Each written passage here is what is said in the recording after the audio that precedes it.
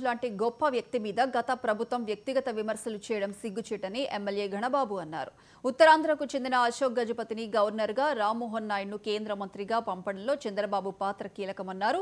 ఉత్తరాంధ్ర అభివృద్ధికి సీఎం చంద్రబాబు ప్రాధాన్యతనిస్తూ అభిప్రాయం వ్యక్తం చేశారు.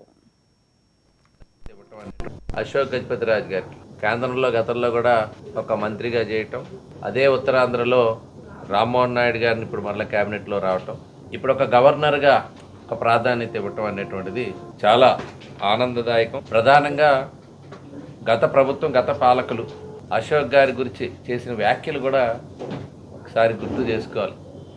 చాలా అనేక రకమైనటువంటి ఒక దోషణలు, ఒక నిజాయితీకి మారిపేరుగా కుటుంబ నేపథ్యంలో కూడా ఒక చక్కటి పేరు ప్రఖ్యాతులు గాంచి ప్రాంతంలో ఒక జమీందారులుగా ఒక ఎస్టేట్ని తను చేసినటువంటి ఫ్యామిలీ నుంచి వచ్చి అనేక ఆ అబాలిషన్ తర్వాత వారి భూములు కానీ దేవాలయాలకి ప్రాతినిధ్యం వహిస్తున్నటువంటి తీరు కానీ ఒక మచ్చలేనటువంటి వ్యక్తిగా ఉన్నటువంటి వ్యక్తిని కూడా ఆ రోజు అనేక దోషణలు, వ్యక్తిగత దోషణలు, వారిపైన కూడా అవినీతి ఆరోపణలు చేసి ఈ ఉత్తరాంధ్రలో గత రాష్ట్రంలోనే ఇంత పెద్ద ఎత్తున అందరికీ కూడా మెజార్టీ రావడానికి కారణమైనటువంటి అంశాల్లో ఇదొకటి.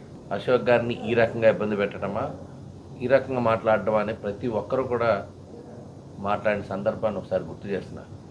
అశోక్ గజపతి రాజు గారికి కేంద్రంలో గతంలో కూడా ఒక మంత్రిగా చేయటం, అదే ఉత్తరాంధ్రలో రామ్మోహన్ నాయుడు గారిని ఇప్పుడు మరలా క్యాబినెట్లో రావటం, ఇప్పుడు ఒక గవర్నర్గా